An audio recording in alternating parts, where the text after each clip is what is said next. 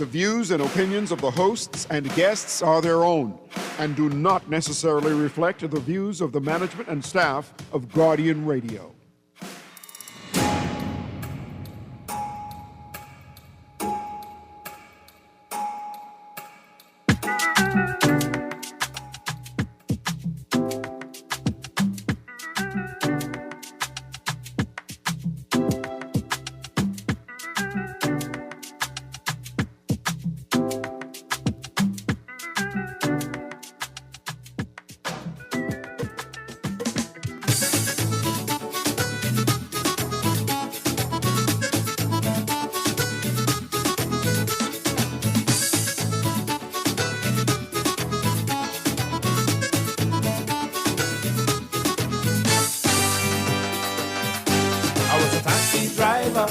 Was a deep sea diver, and when I want to pass, I would mash the gas. I was a taxi driver. I say I was a taxi driver.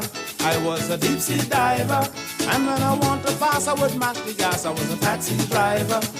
Now tourists don't really know our country, how this thing go. A car coming on the other side with green light. Look out, they shout with discontent. They think we have an accident. Say we driving on the wrong side. By the law we don't abide. But I was a taxi driver, was a deep sea diver, and when I want to pass I would mash the gas. I was a taxi driver. I say I was a taxi driver. I was a deep sea diver, and when I want to pass I would mash the gas. I was a taxi driver. Good morning this morning and welcome back to Guardian Radio 96.9 FM, your station for fresh news, smart talk all day.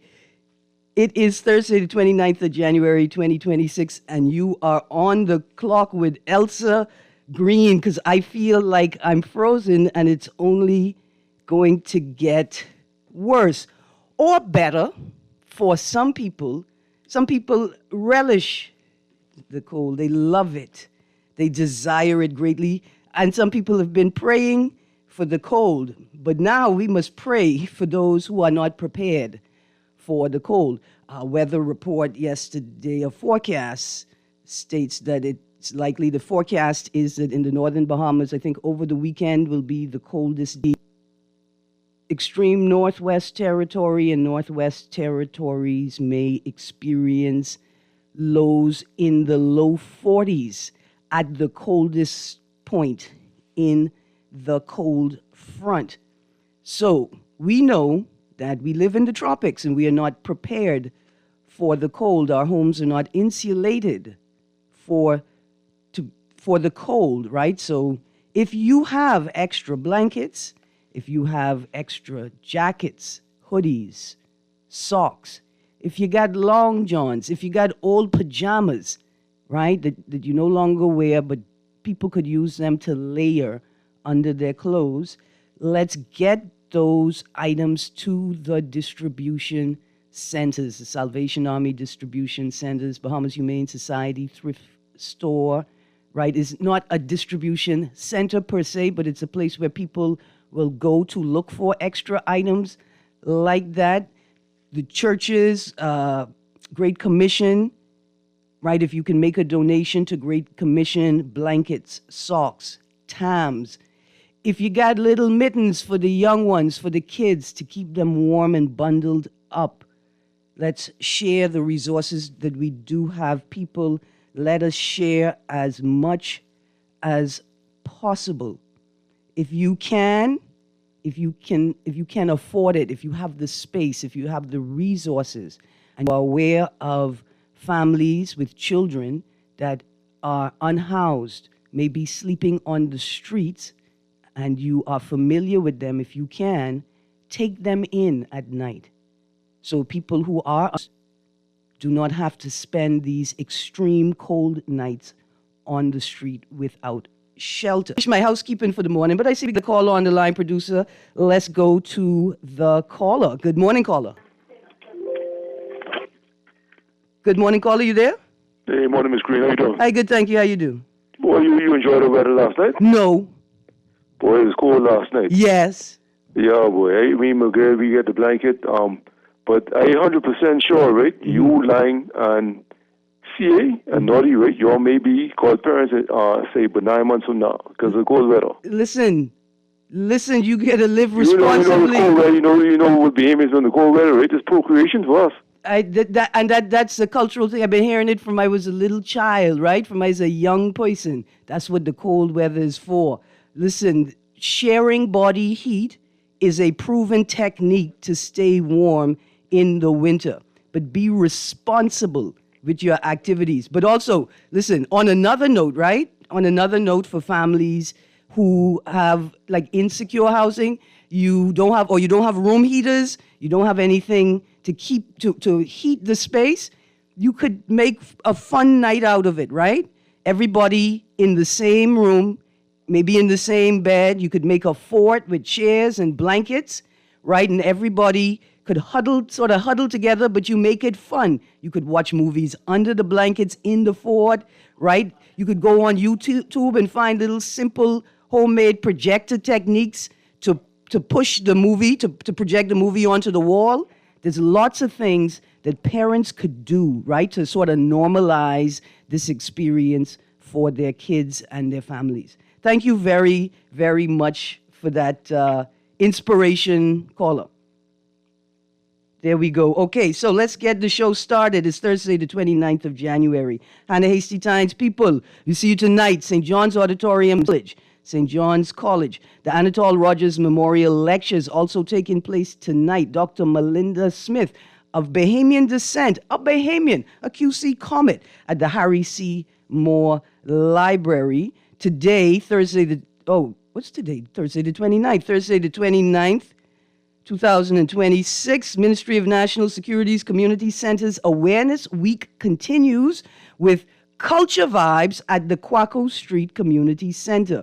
Now, they're going to have bouncing castles and face painting and horse and buggy rides. They're going to have a Junkanoo rush out. They're going to have music. They're going to have performances. It's going to be a wonderful day from 10 a.m. to 1 p.m. And then, of course, tonight, Junior Junkanoo Parade, Thursday, the 29th of January, starting 6 p.m.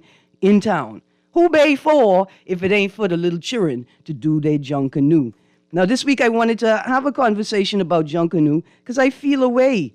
I feel a way about the kiddies, the childrens, right, and the family islands celebrating Junkanoo, right, of what is considered, right, the traditional Christmas holiday Junkanoo season or schedule, right? I remember when Junior Junkanoo used to be before Boxing Day Junkanoo, right? And there's rationale, there are reasons why the schedule has shifted. It centers around the policy of prioritizing academics, right? That's sound and simple. Having the parades after the holiday allows children the time to balance preparation for the parade and preparation for exams, right? That's cool. But why so late? It's the end of January. And we have family islands who will be celebrating their Junkanoo in February, right? Now, on the family island side, there's also rationale. I asked earlier, is this National Junkanoo Festival product rooted in, right, is it rooted in a internal cultural priority or is it rooted in an external tourism priority, right? If it is, right, that we have a policy that acknowledges to generate the resources necessary for the growth, right, the holistic growth of Junkanoo, and at the same time, the preservation of the core of Junkanoo, that we're going to need to figure out how to incorporate tourists into this experience, right, to be able to generate the necessary. So I can appreciate that, right? But first of all, could I get like a written statement or the rationale for the structuring of the events in the National Junkanoo Festival? And then that leads me to the next question. What happened to the rest of events that were postponed? See, remember NJC, National Junkanoo Committee, you are being assessed. The JCNP says, man, we got this. Why are y'all interfering? And JC said, well, we've expanded this thing beyond just Boxing Day and New Year's. Beyond just New Providence, we need management structures and teams that will cover the entire archipelago, right? So we understand the rationale, but you still are going to be assessed. And earlier, well, at the end of last year, you indicated to us that you feel the need to postpone the events because the cultural calendar was already filled. Now, surely you knew that when you made the announcement. When you scheduled the events, you knew that. But that's okay. You postponed the events. Where are they? Where are they? What are they? When will they take place? You're not going to call Junior Junkanoo a part of that, right? Are you?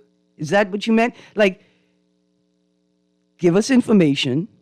Tell us what you're doing so that we can make a sound and reasonable assessment and evaluation of what it is you're doing and the policy decisions that were made. I could spend all day critiquing the JCNP, but there is validity in some of their points. And the NJC has a lot of work to do. Because surely you didn't attempt, or the minister didn't attempt to gain public support for the shift, for the policy shift, and the structural, the same way the JCNP treated us. Surely no. No, that's not acceptable.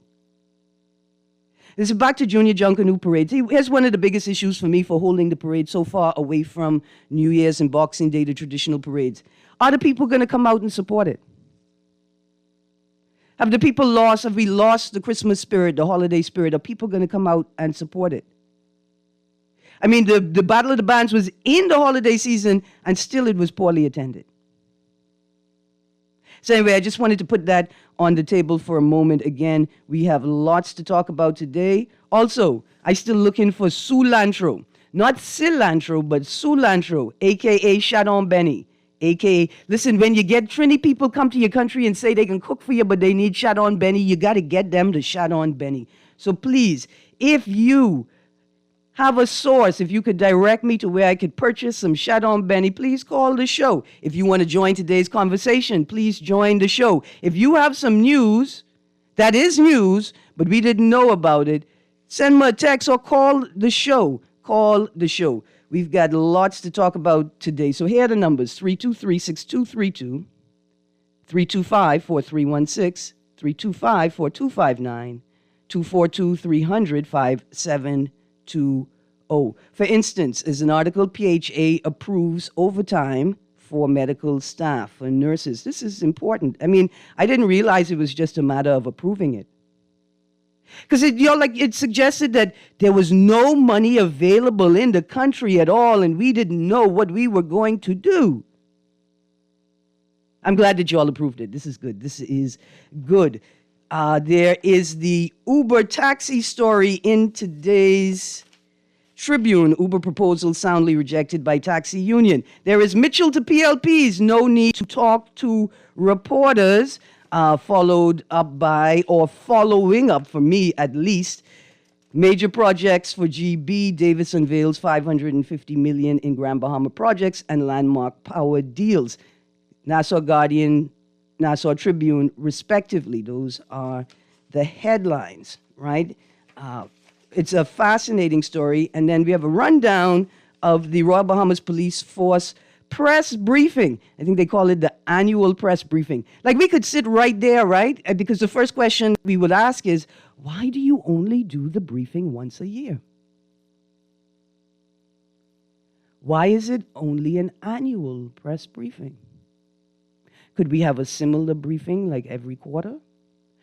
Like a mid-year briefing as well? Why is it only once a year? Anyway, so these are some of the stories we're going to talk about today. Today's Guardian headline, Amera, no deal with government yet. That's such a fascinating space.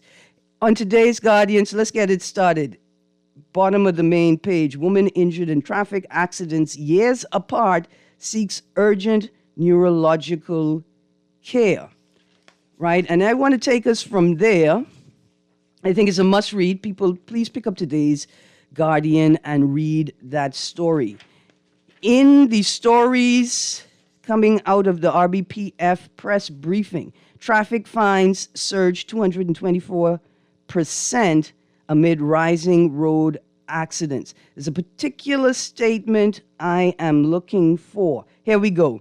Ms. Knowles, referencing the Commissioner of Police, Shanta Knowles, the article reads, Ms. Knowles said the figures remain troubling, particularly given ongoing road safety initiatives. And I want to stick a pin right there. You see, because in the story in The Guardian, this woman was injured in traffic accidents years apart, right? Years apart. You would think that something could have improved in those years. So when I hear the Commissioner of Police say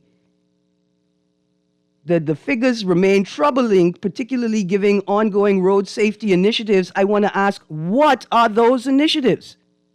Because what your officers are doing on the road, that is not a road safety initiative, right? The Royal Bahamas Police Force Traffic Division and officers that are sent out on the road to conduct road exercises are not conducting, what's the specific language? Road safety initiatives. They're collecting tax on behalf of the... They only stopping people to look at their license disc and to ask them for their insurance. People will drive past them on their cell phones while they're doing that. People, listen, they got a crew of officers, and this is not an attempt. I am not highlighting police presence for people to avoid them, because people don't care. The people don't care.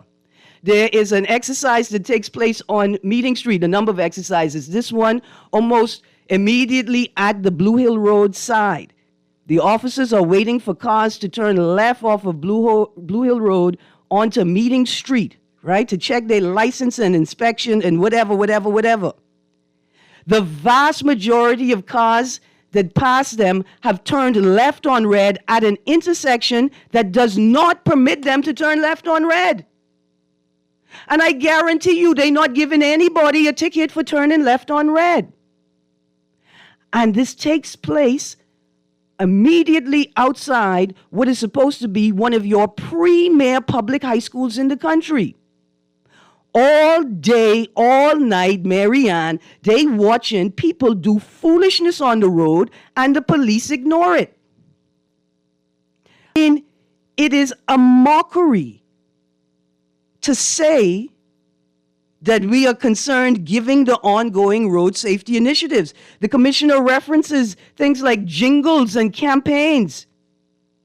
I imagine included in that is billboards that have been improperly erected and actually constitute or become a road hazard, as opposed to a mechanism to bring public awareness to road safety.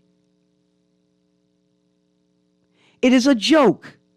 It is a mockery. Every day on Shirley Street, every morning, traffic is obstructed by people on their phones, looking down in their laps, oblivious to what is happening around them, driving at 7 miles an hour, sometimes coming to a complete stop. Just this week, I witnessed a mom, a Grammy, in her car with her friend, the two of them gallivanting Pond Road. Grammy, we were at a red light. Grammy was so deep in her phone, she didn't even realize that the light had turned green. She's just chilling, enjoying her phone call. It is a mockery. And the families, the estates of those who have died on the public roads need to figure out how to bring the government to account. And the actors whose speech clearly represent, to me, if not legal, jingles and songs. Like, you mean you want a jingle, a song, an ad for drivers to listen to with the headsets in their ears that the police gave them? You're not supposed to be compromising with drivers. You're supposed to be reminding them of what the standard is. But vast majority of officers in the Royal Bahamas Police Force obviously either do not know what the standard is, for road usage or do not care. Let's go to the text line. Good morning, Erin. There's a problem with the repaving of the roads higher than the drains and not framing the drain manhole to the level of the road. That's now a big drop for your car to fall into, which is worse than a pothole. It almost broke up my car one day last week, especially in the night. You don't see it. Listen, and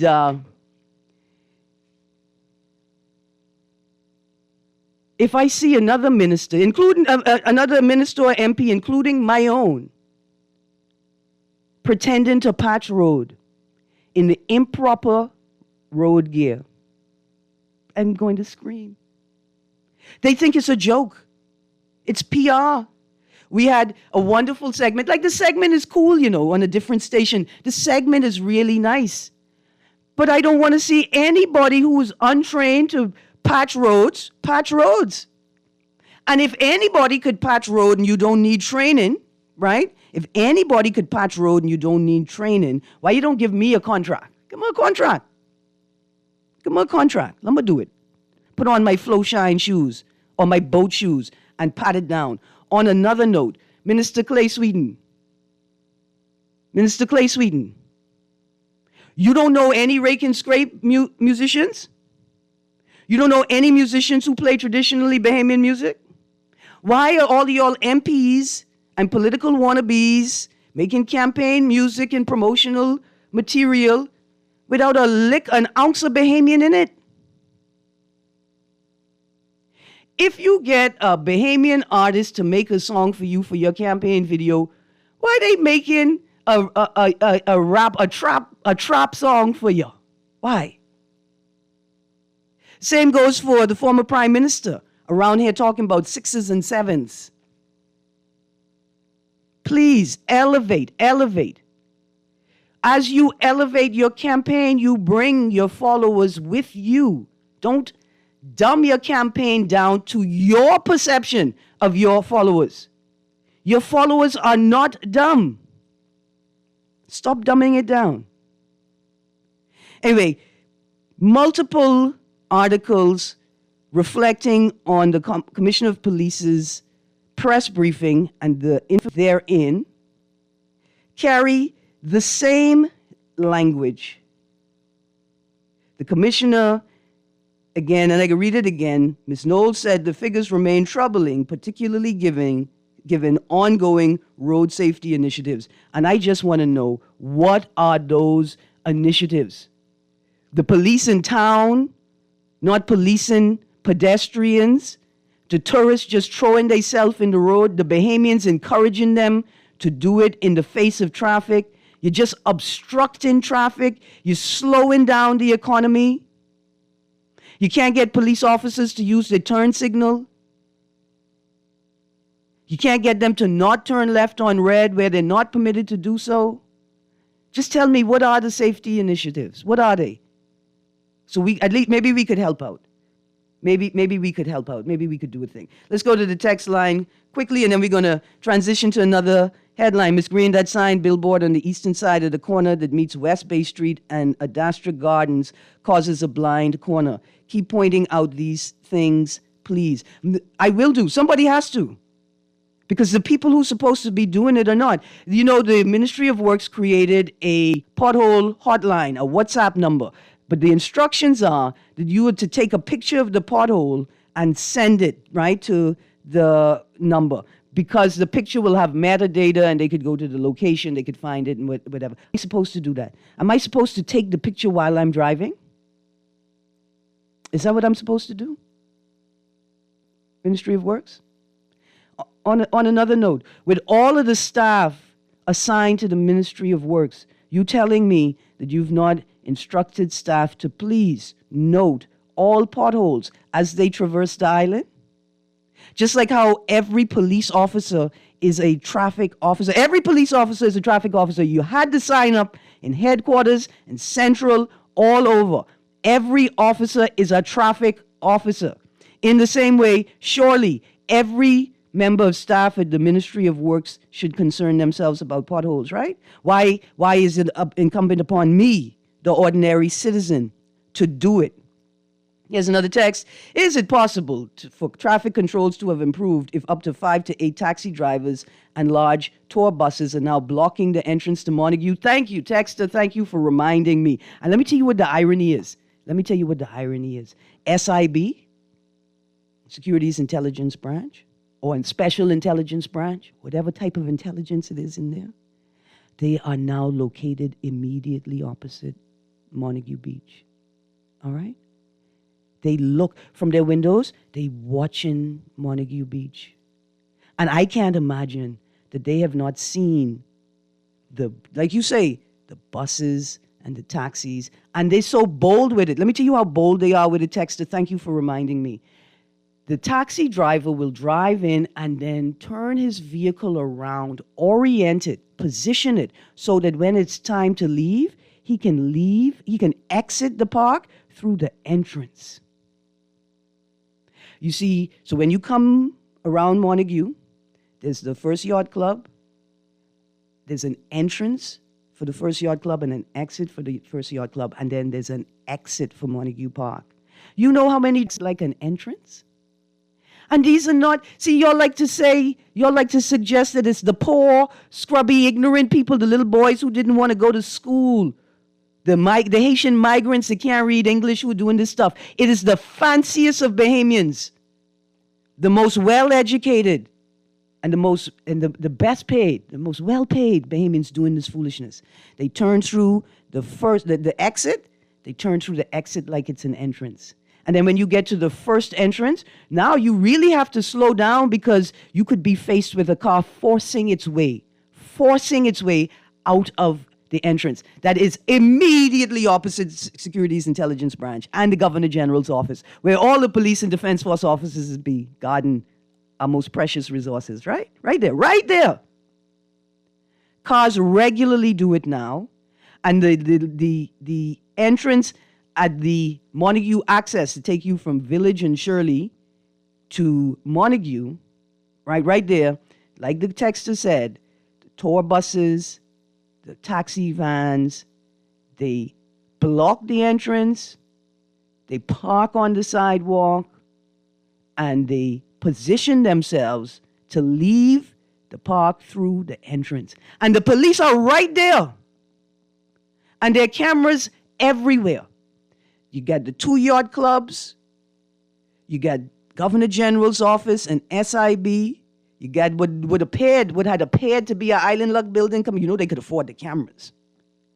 So I was stunned that these young men, they may have been filming a little video, They may have been filming a little video on their motorcycle with their little cigars hanging out their mouth right in front of SIB. Right there.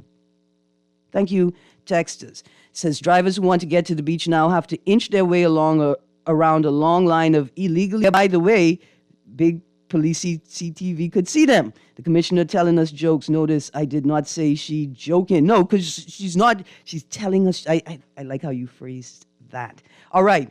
So you can follow the press briefing. You could read up on it. Here are the headlines. Commissioner defends force against corruption claim. Murders plummet 31% as major crime hits record lows. Only 4 police convictions despite 169 civilian complaints. That one is fascinating. And traffic fines surge 224% amid rising road accidents. Just before we transition back to that headline, traffic surge 224% amid rising road accidents. Did the Commissioner of Police, did the Royal Bahamas Police Force break down the fines, right? What are the fines for? Are they driving without a license, driving in an unlicensed vehicle, driving without insurance? Exactly what are the fines for? See, because then we could make an assessment of the efficacy, the effectiveness of your ongoing road safety initiatives. What is it that the police are seeing can be indicated by what the fines are for. It would be great to see a breakdown. Before we go, police recorded 12,520 road accidents in 2025, a 12% increase from the 11,157 recorded in 2024. These are recorded accidents, right? Of those crashes, 59 were fatal, resulting in 65 deaths. Of those crashes, 59 incidents involved fatalities, resulting in 65 road traffic deaths. Right? And then we see woman injured in traffic accidents years apart seeks urgent neurological care after 2 tragic traffic accidents left Dalude Luima with severe mobility issues and chronic pain. She traveled to Florida to seek urgent neurological care that could change her life. Luima's rocky medical journey first began in 2018 when she was struck by an SUV while attempting to cross Carmichael Road. Like I say, you all run red lights and stop signs, you speed while on your cell phone, you obstruct traffic while on your cell phone in a country from a paper cut. Please, let's do better, Bahamas. Okay, producer, now's a good time for a break? Let's take a break. When we get back from the break, we're going to get into some more headlines. Mitchell to PLPs, no need to talk to reporters. Uber proposal soundly rejected by taxi union. And then maybe we're going to walk through the major projects for GB, Grand Bahama. It is an interesting conversation. You know, whenever I see a MOU, LOI would like to know exactly what is happening, and I would like you to be pellucidly clear. We're going to a break. When we get back, we're going to delve back into the headlines. Stay tuned. 96.9 FM.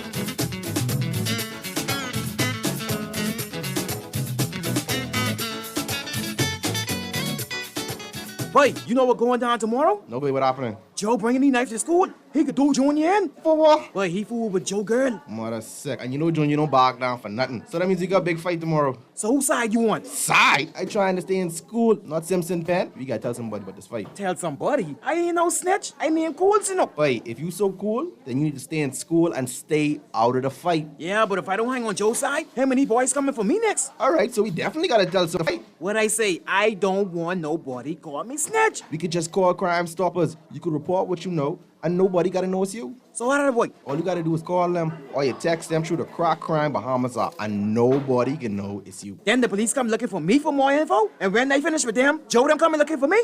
When you call Crime Stoppers, the calls go directly to Miami, and they don't ask nothing about you. Then you can get the pen from them, and you can claim a reward later using that same pen. Plus, everything's scrambled, so nobody can read what you're saying. Call 328-8477 from Nassau or 242-300-8477 from the Family Islands.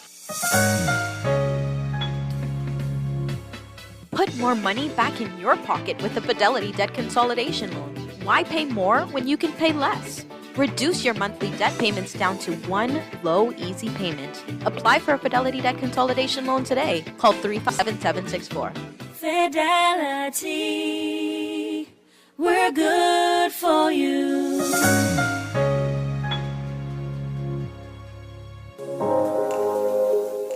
Love the show? Want to give your support? Become a sponsor today. Call 302-2300 for our rates and packages. That's 302-2300. Become a Radio 96.9 FM. Fresh news, smart talk, all day.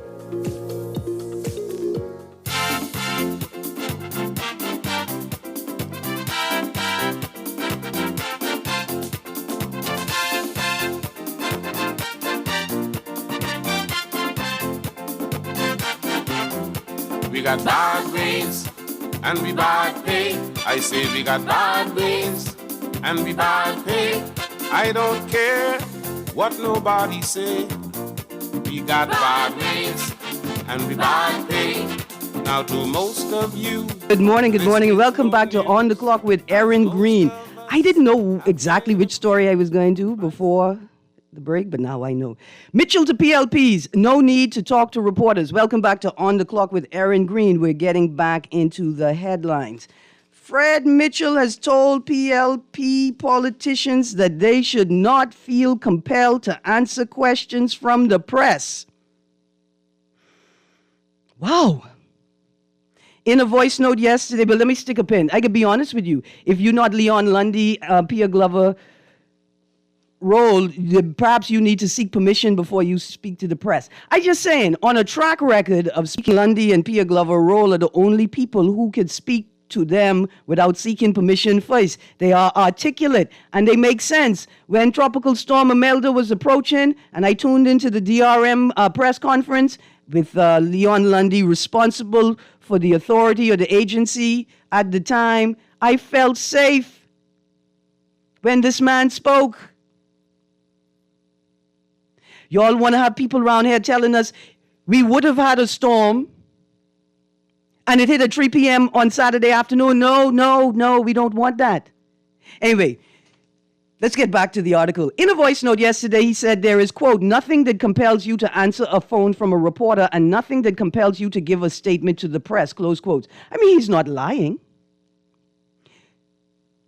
Noting that when statements are made and, quote, there are what seems to be unforced errors, as a result, our opponents are reading the tea leaves, we go to page 5, and are too busy trying to make 2 plus 2 5. Folks, 2 plus 2 today still equal 4, not 5, he added. See, look here. We're going to talk about G.B. Graham in a second, but let me read that again, right? Quote, there are what seems to be unforced errors. What's an unforced error? I ain't too good on my unforced error is an error that you just make, right? Like there wasn't any pressure or nothing really. You just made an error, right? Is that what an unforced error is?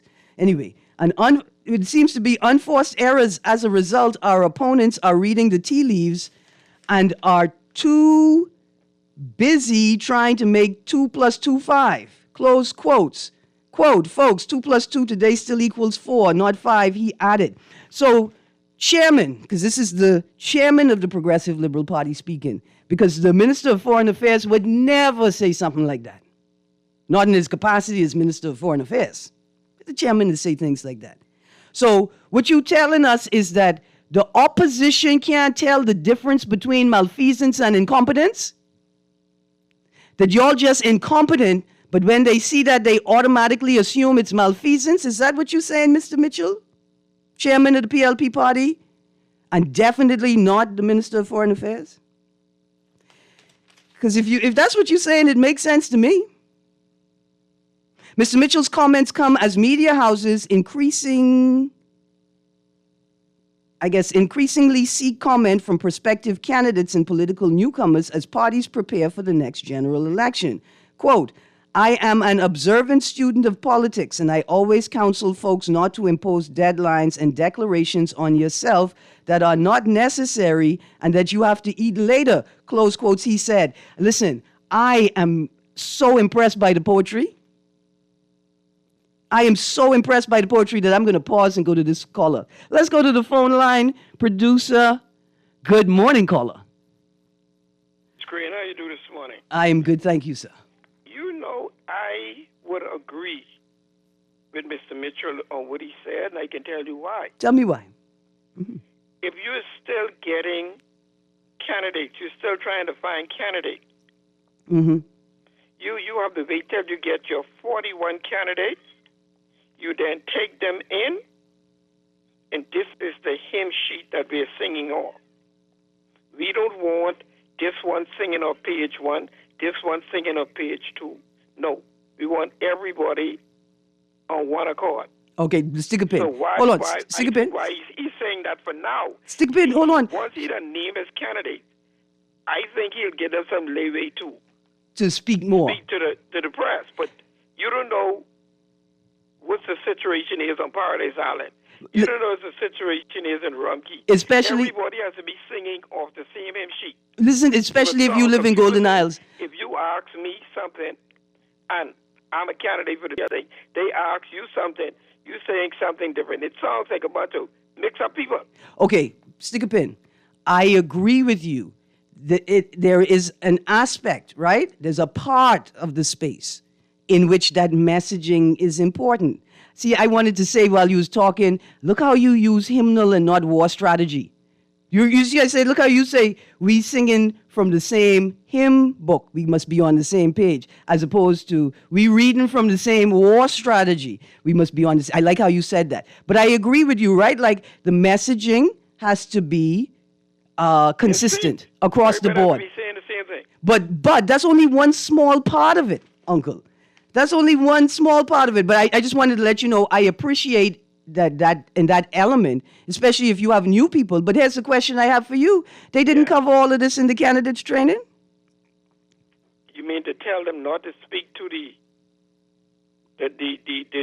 reporters and tell me all on one accord, yeah. In one accord. Yeah, but it better have more than 5 seatbelts. QC, the teacher tell you something and then she had to go back to remind you. They ain't like you forget, you know. She's just making sure you don't forget. I got you. I a particularly interesting quote. I'm an observant student of politics, and I always counsel folks not to impose deadlines and declarations on yourself that are not necessary and that you have to eat later, close quotes, he said, full stop. Comma, adding that apart from constitutional requirements, nothing compels the party to set public deadlines, right? That's the part I like right there. Thank you. But let me say this, Ms. Greene, before you go. Okay. Whether you a PLP, a FNMA, CO, whatever you are, once you're a Bahamian, you must say that Mr. Mitchell is one of the most smartest politicians in the 21st century. You got to give that to him. Savvy bad. He is good. Yeah, absolutely. Good. Absolutely. And that's why, Uncle, I'd be mischievous letting you go before I say this, but that's why that statement is so interesting to me when he says, and I always counsel folks not to impose deadlines and declarations on yourself that are not necessary and that you have to eat later, close quotes. He said, when I talk about the danger of importing, like bringing into governance aspects of politics, right, that are successful or effective in your party, but really have no place in governance. The office of the Deputy Prime Minister is one of those mechanisms. It's not in the Constitution. It's not required for good governance. It is a political mechanism created to buffer the leader of the party from challenge. That's what it is. And it was imported into governance. And now we have an office of the Deputy Prime Minister and a plate and car and all kinds of things without a word from the Constitution indicating to make it so.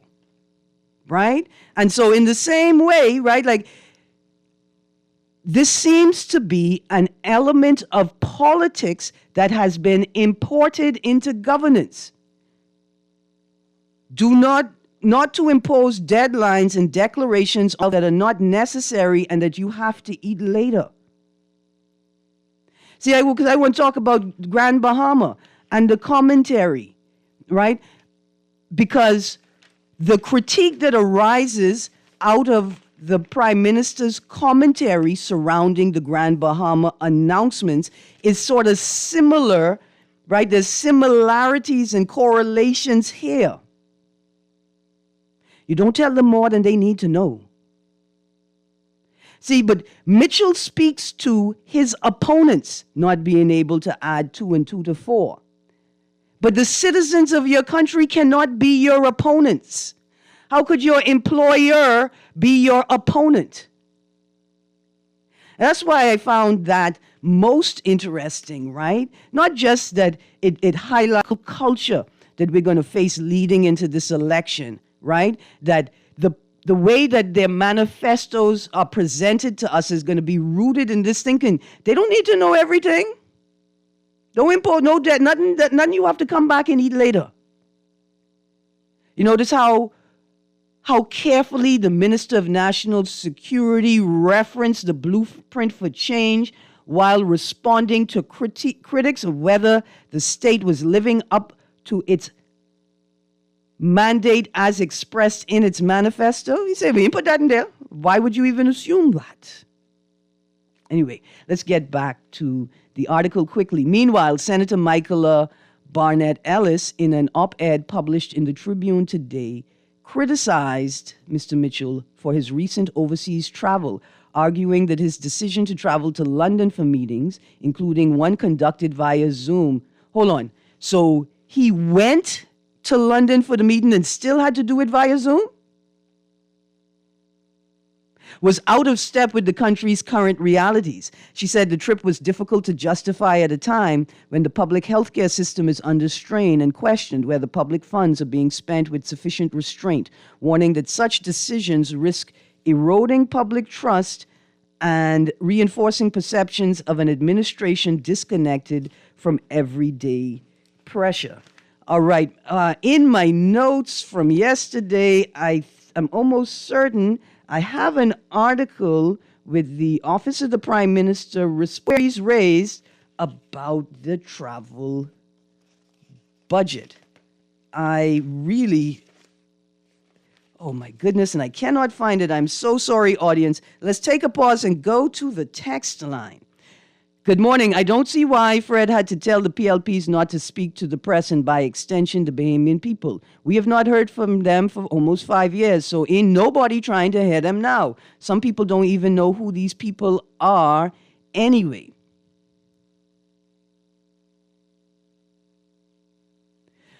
Okay, why Julian think we can see nothing wrong? No, that's not what it is. Listen, I'm not a teacher, but let's read for a second. He was very precise, and then you notice that I highlighted his example or his example as a consideration among many considerations. So looking at that narrow aspect of the dynamic, he is correct. It's not, let me not say he's correct. It's not unreasonable to have that position, right? But we know that he's not necessarily saying we can't see nothing wrong. He's just pointing to the best of what we can see. We got to learn to read the room.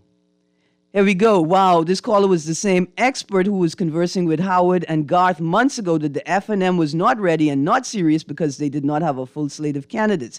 This from last year, June. Now, 8 months later, he says the PLP candidates can't speak because they just get selected.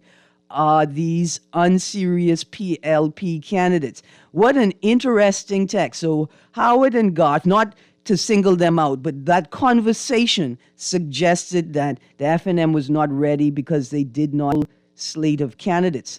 That's not the reason why I would say that they are not ready. They don't have a full slate of responses to what's going on in the public domain and in governance, let alone politics. That would be my answer. Let's go to another text. Ms. Greene, that does not have to be fact, not because Mr. Mitchell is the most talkative and the most magniloquent. So you see, I even get to practice the words. That's the first time I've seen that. Text, magniloquent, makes him, it could be that a suppressed subordinate in the party, like Sherry Bazard and many others. Okay.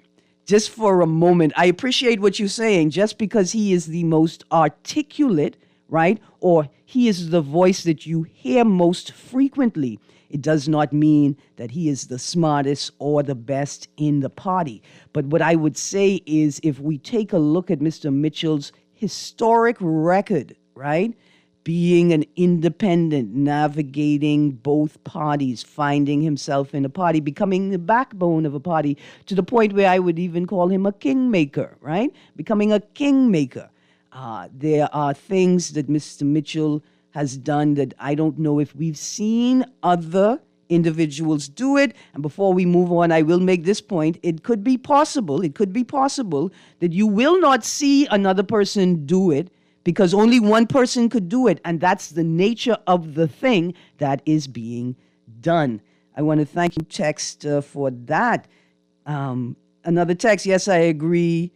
Mr. Mitchell is smart, but sneaky. PLPs are not to be trusted. FNM is still better. Oh boy. Listen, first of all, we can't just say that Mr. Mitchell is sneaky. I don't know if sneaky is the word, and I don't know if it's fair to single Mr. Mitchell out in a political culture endorsed by a political class, right?